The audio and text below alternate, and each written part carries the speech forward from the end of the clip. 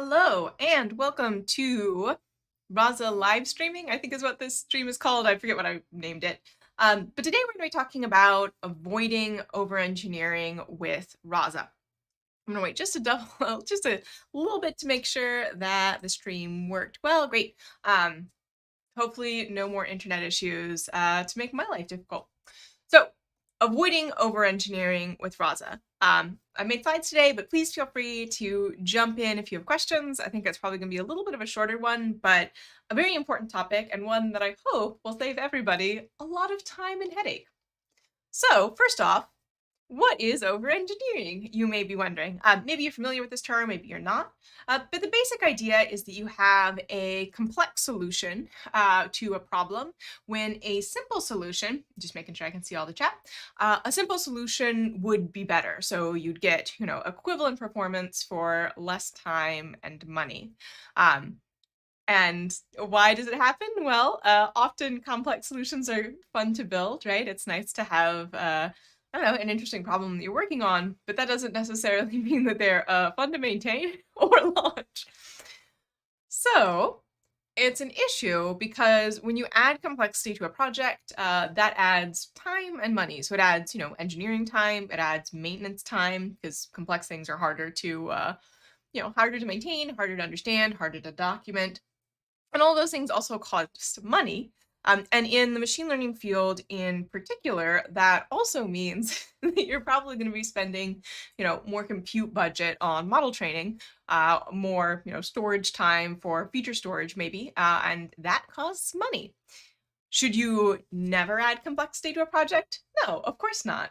Complexity helps you to, complexity in an engineering solution allows you to handle a more complex input, so it might be the right choice, but you should really critically evaluate the approaches that you're taking to any engineering problem. I'm going to be talking about software engineering, specifically developing Rasa assistants, which I guess is software engineering and machine learning engineering, and make sure that it's a good use of your time and money.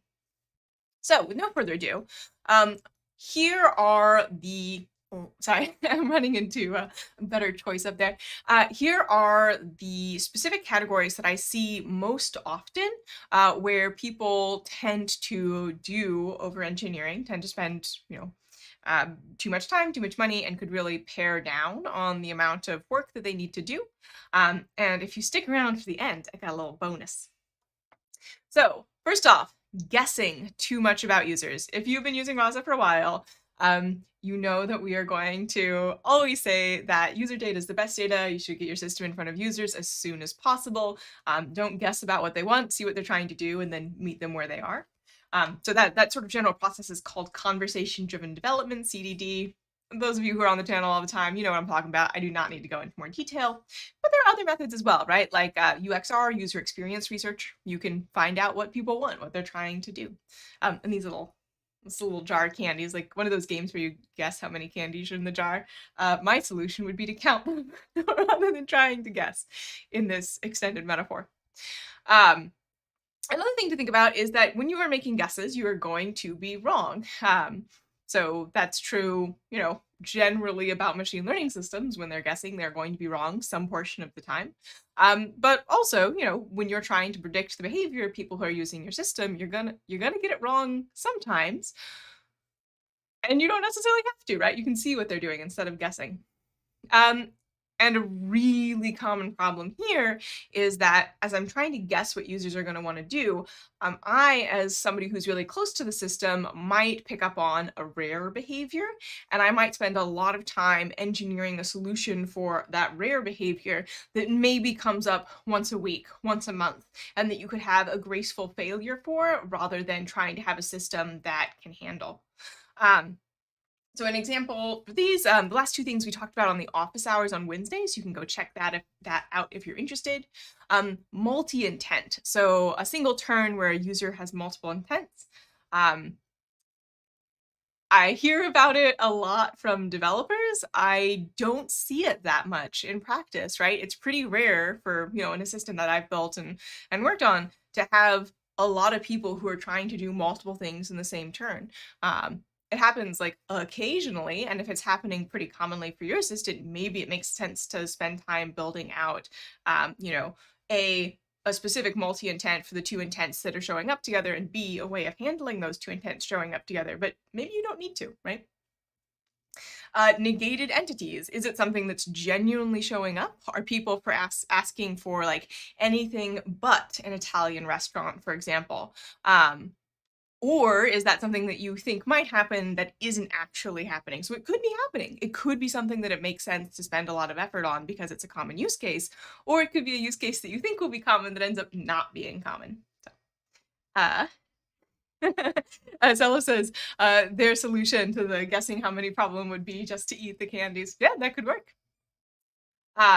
Another example would be having missing functionality that actually people want very badly. So a great example of this is the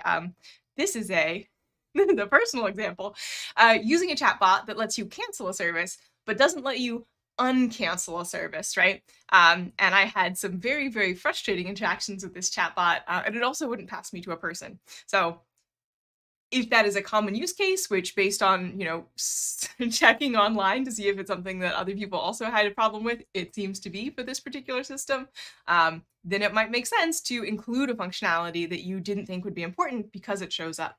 So don't guess, no, ask them, look at the data, figure it out. You have the data. Why would you not look at it? Another really common approach that I see is using machine learning approaches when your underlying problem is with your data. And sometimes it's with data quantity, so you don't have enough data, enough examples of what you're trying to teach your assistant to do. Sometimes it's data quality. You may have a lot of mislabeled data. You might have, really imbalanced classes that aren't indicative of what your assistant will see in production. Lots of types of things here.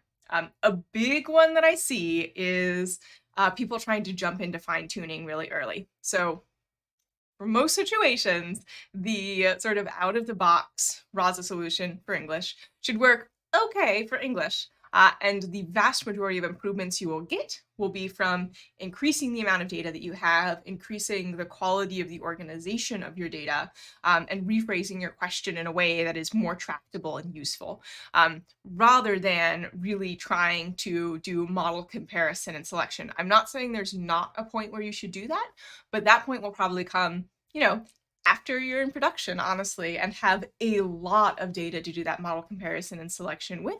And that's really when it makes sense to sit down and, spend a lot of time working on model comparison and sort of like the machine learning engineering part of things.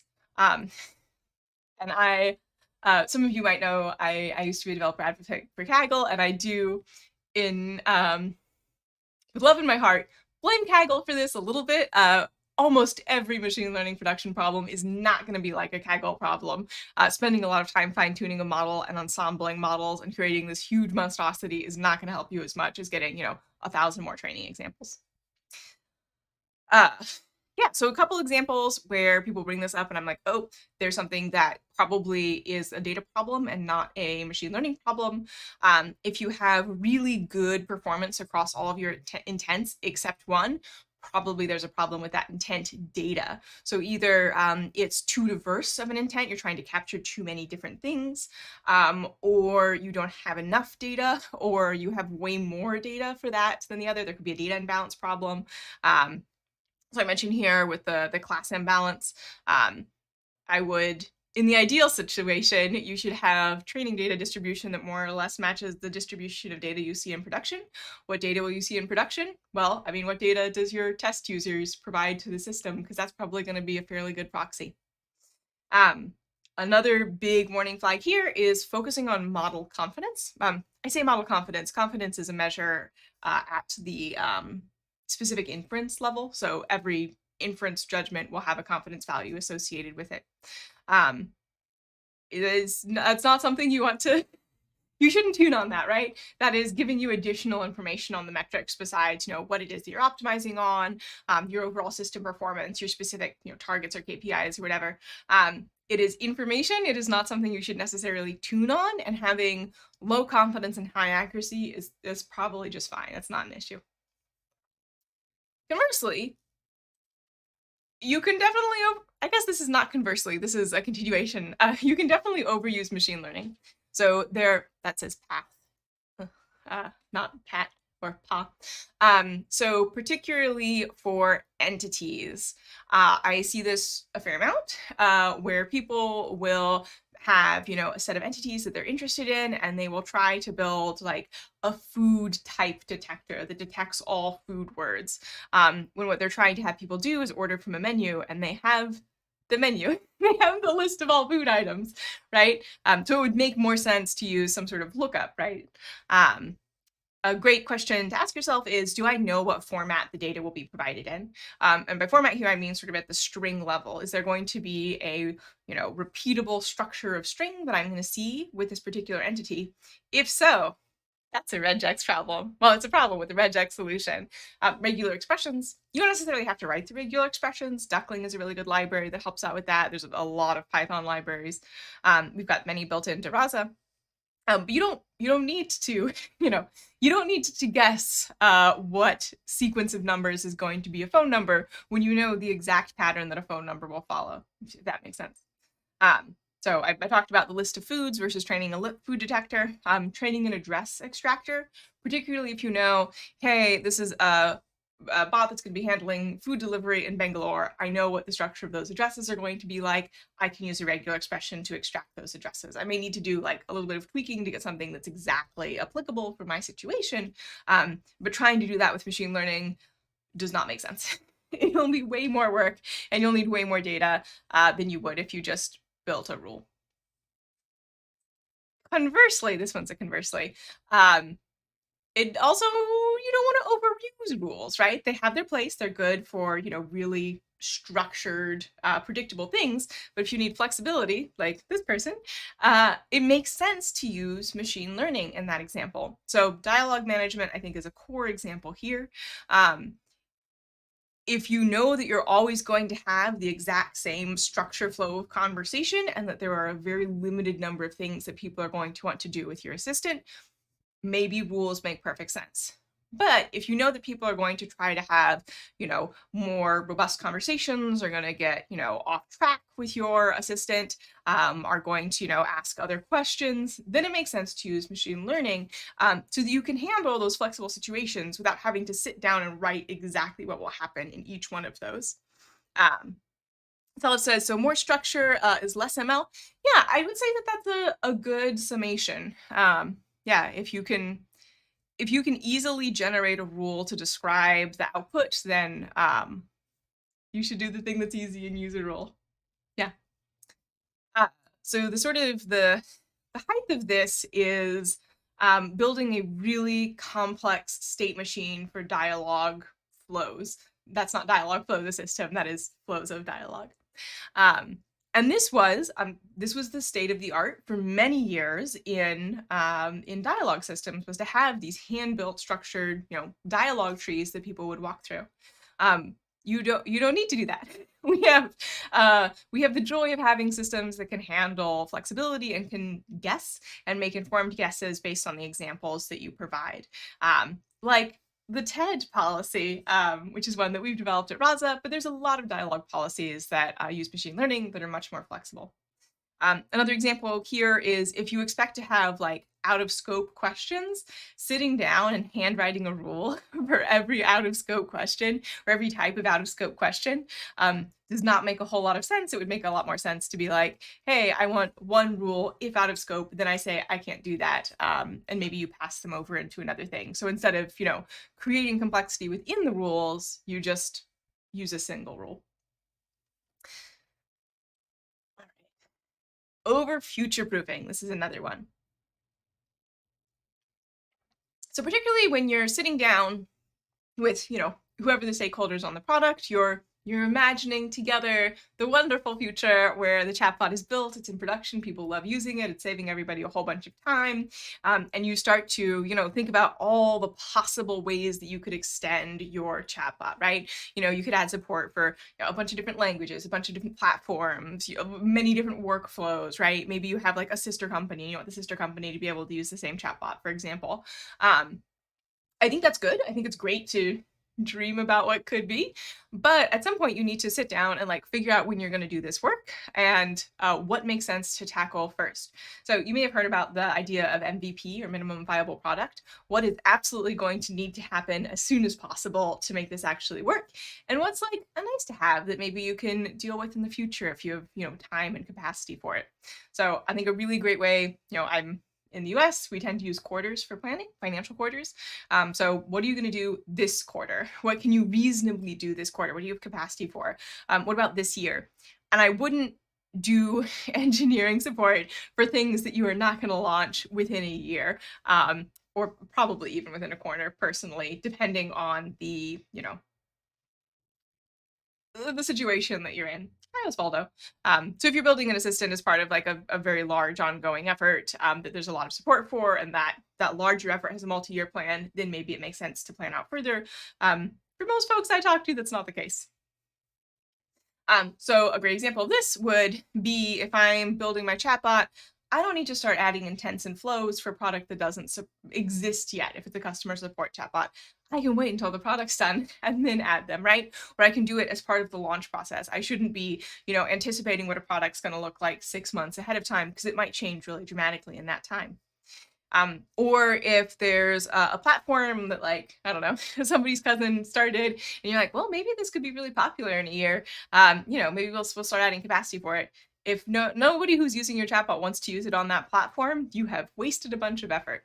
So I think it makes sense to prioritize the platforms that people are currently using and make sure that those are up and running well. And then maybe if you have capacity, add additional ones. So that sort of thing. Extensibility is good. We want to keep it in mind, but we shouldn't extend too far into the future. All right, so those are my sort of 5 categories of overengineering that I've really noticed with Rasa Assistant. So guessing too much about the users, just ask them. Do CDD, do UXR, just figure out what they actually want and then give it to them. Everyone will be happier that way. Trying to do machine learning engineering way too early in the development process, data problems and data curation and cleaning and making sure that the distribution of the data that you're training on is a good match for the distribution of the data that you want to be able to handle in the future will get you 95% of the way there. And then once you're there, you can work on the feature engineering, whatever. Using ML where rules make sense, so for very structured outputs. A great example of this that I didn't talk about on the slide is there was a joke going around a while ago about using TensorFlow for FizzBuzz. So FizzBuzz is like a Victorian party game where if a number is divisible by 3, you say fizz. If a number is divisible by 5, you say buzz. You're counting up. And if it's divisible for 3 and 5, you say FizzBuzz. It's also a very common machine learning interview problem. This is a rule-based problem. You write some iterators or whatever it is that you're doing for your specific approach. Doing that with a machine learning approach would be a poor use of the technology. Conversely, you want to make sure that you are not using machine learning everywhere you possibly can. Did I say that backwards? Yeah, sometimes machine learning is the better choice. I think I flipped the order of these from where they were in the slides. And then finally, preparing for a version of the future that you're imagining that may never arrive, and really overextending yourself in planning. So, gotta stay flexible. Rachel, you work at a startup. That sounds like startup talk. I do. You're not wrong. All right, and here's the bonus I promised. And this is another one that I don't know that it's necessarily over-engineering, but it's something that will derail you, and then you will be upset, and your stakeholders will be upset, and no one will have a good time. And this is scoping a problem that's too ambitious, scoping a project that's too ambitious. So these are just a couple warning signs. When I see these, I'm like, oh, I'm going to dig a little bit deeper into these. A warning sign. So if anybody says, I want a system that can handle any X, whatever X is, or all X's, so like any user question should be answered. All users should be able to use this to answer their problem. That's a nigh impossible goal, particularly with machine learning. Well, I'm not going to say it's any more possible with a rule-based learning system, right? There's always going to be edge cases. There's always going to be, unexpected things. Somebody might butt dial your chatbot. Butt dialing is when your phone is in your pocket and you unexpectedly call someone you didn't mean to. I don't know that it is in as common use anymore, but it was a word I grew up with. So you really want to be able to handle all situations, any situation. That's pretty much infinitely extendable, right? A great example of this is I want something that can support all languages. I mean, there is no chatbot that can support all human languages. Is it text-based? Great. A lot of languages don't have a writing system. Cambodian, I mean, it has a writing system, but it doesn't have like a good keyboard. There's some really good reporting about that recently by Rest of the World. Not all languages have a text system. Is it going to be voice-based? Great. Many languages have no vocal component, right? They're signed. Is it visual? Well, you're probably not going to get just the verbal languages with your system. Can you even list all the things that you want to be able to handle? If you can't, then how on earth are you going to handle all of them? So whenever I see this, I'm like, time out, reel it way back in. What are the most important 2 things? And let's start from there, or even the most important 1 thing. Another warning sign that is people who are asking about unstructured text. So unstructured in this instance not being like a random string of characters, but human-generated text that has not been, had additional computational structure placed on top of it. So it's not in a database, it's not in a knowledge base, it hasn't been tagged in any way. Is it possible to start with raw documents and end up with a chatbot? Yes, of course. Will it be a lot of engineering and data science work between here and there? Yes, you're going to have to do a lot of data annotation. Possible, very, very difficult. And I am guessing that if you, are coming in with a bunch of unstructured text that you want a chatbot built from, it's possible that you may not fully understand the amount of work that that's going to require. So just big warning signs. Alex says, I was thinking about a too ambitious project today. Maybe I want to narrow the scope, but it's boring. Yep. I think that's one of the reasons overengineering happens, is that you have an exciting idea and you want to do the big exciting thing.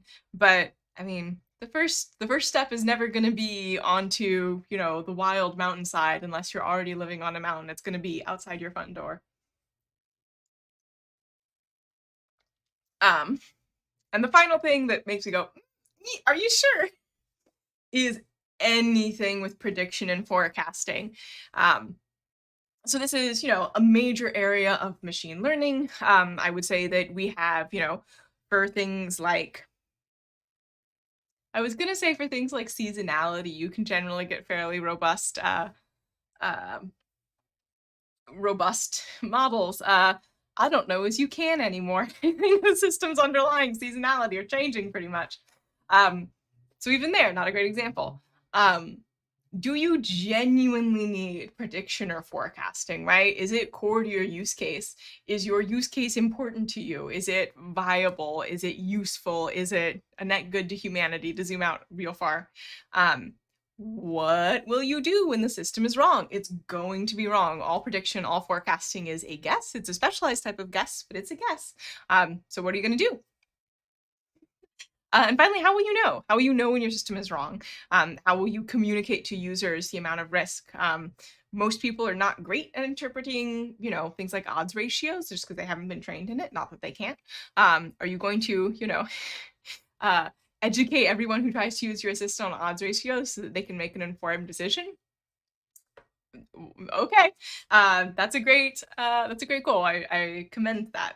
So any of these things, if I see someone talking about a project they're starting to work on, I would say, really think this through, really consider what your implementation is going to look like, consider the failure modes, what's going to happen if this doesn't work, and yeah, what are you going to do about that?